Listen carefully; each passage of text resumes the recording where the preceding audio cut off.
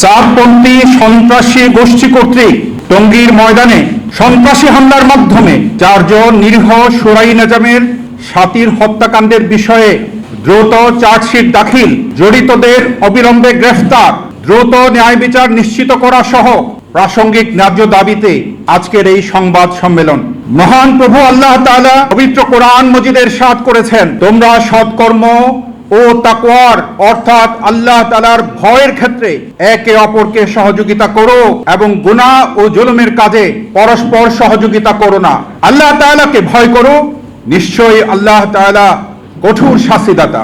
উক্ত বিতর্কিত মাওলানা সাদ সাহেবের আদর্শীয় অন্ধ অনুসরণকারীরা 2018 সালের 1 ডিসেম্বর প্রকাশ্য দিনের আলোতে টঙ্গী ময়দানে সন্ত্রাসী হামলার মাধ্যমে একজনকে হত্যা করে এবং হাজার হাজার নিরীহ দাওয়াত তাবলীগের আলেমী শুরার সাথী ও টঙ্গী ময়দানস্থিত মাদ্রাসা সহ বিভিন্ন মাদ্রাসার ছাত্রদের আহত করে, এই বিষয়ে আপনারা সর্বজ্ঞাত আছেন।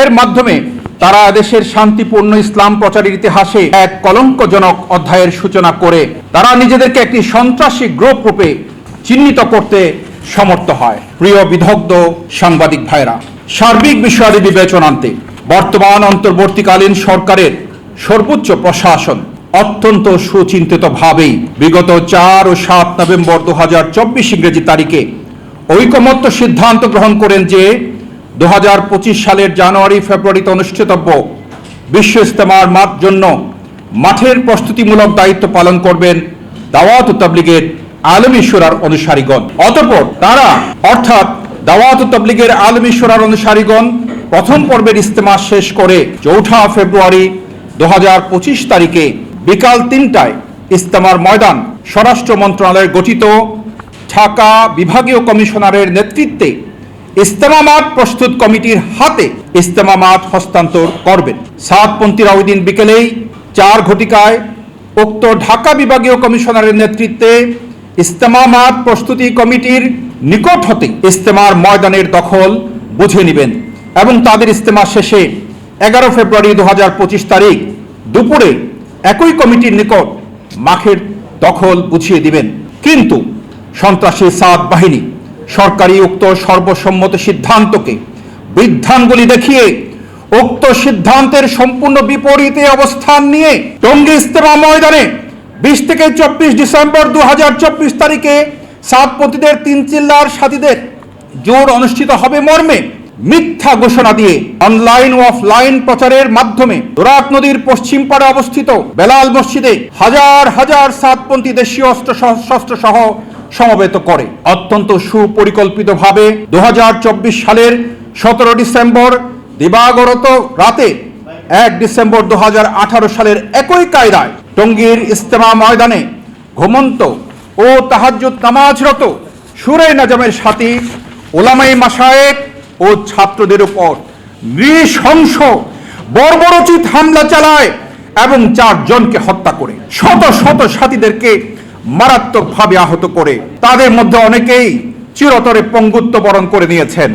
অত্যন্ত দুঃখ ও পরিতাপের সাথে জানাচ্ছি যে উক্ত বর্বর পাশবিক হত্যাকাণ্ড ঘটানোর সুদীর্ঘ 9 মাস গত হলেও আজ অবধি এত বড় একটি প্রকাশ্য হত্যা মামলার চার্জশিট দাখিল হয়নি। এজাহারভুক্ত 29 জন খুনের আসামিরা প্রকাশ্য দিগবালোকে বুক উঁচিয়ে ঘোরাফেরা করছে এবং ফেসবুক সহ বিভিন্ন মাল্টিমিডিয়াতে প্রকাশ্যে তাদের বিরুদ্ধে চার্জশিট হবে না মর্মে ঘোষণা দিচ্ছে। ফলে হত্যা মামলার বাদী, শহীদ পরিবার এবং আহতদের মনে এই সন্দেহ দানা বাঁধছে যে এত বড় একটি খুনের মামলায় আদৌ কি চার্জশিট দাখিল করা হবে না?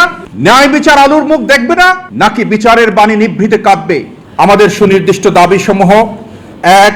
টঙ্গী হত্যাকাণ্ডে দায়ের করা মামলার নিরপেক্ষ তদন্তকারীর মাধ্যমে দ্রুততম সময়ে সঠিক তদন্তক্রমে দ্রুত চার্জশিট প্রদান ও দ্রুততার সাথে ন্যায় বিচার নিশ্চিত করতে হবে।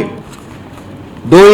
তদন্ত কার্যক্রম ব্যাহত করত চার্জশিট প্রদান বিলম্ব করার হীন উদ্দেশ্যে গভীর ষড়যন্ত্রে নিয়োজিত গাজীপুর মেট্রোপলিটন পুলিশে কর্মরত সাতপন্থী 2 জন সুনির্দিষ্ট পুলিশ কর্মকর্তাকে অনতিবিলম্বে প্রত্যাহার ও বদলি করতে হবে।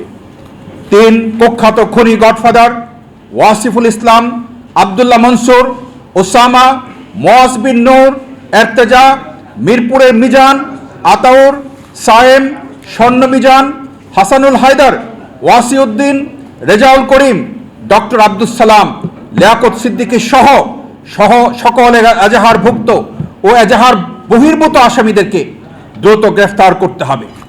4 গ্যাজেটের মাধ্যমে কাকরাইল মসজিদের ন্যায় বাংলাদেশের সকল মসজিদে দাওয়াত ও তাবলীগের নামে সন্ত্রাসী সাতপতিদের সকল কার্যক্রম চিরতরে নিষিদ্ধ ঘোষণা করতে হবে। 5 টঙ্গীর ইস্তেমার মাঠে পরপর 2 বার সন্ত্রাসী হামলাকারী 2018 ও 2024-এ সাতপতিদের কোনো ইস্তেমা, জোর বা কোনো কার্যক্রম টঙ্গীর ময়দানে না করার বিষয়ে সরকারের পূর্ব ঘোষিত সিদ্ধান্ত বহাল রাখতে হবে। খনি সাতপতিদের দ্বারা অন্যায়ভাবে প্রভাবিত হয়ে বিপরীতে কোনো সিদ্ধান্ত চাপিয়ে দেওয়ার চেষ্টা কোনোভাবেই মেনে নেওয়া হবে না, বরং সম্মিলিতভাবে রুখে দেওয়া হবে ইনশাআল্লাহ।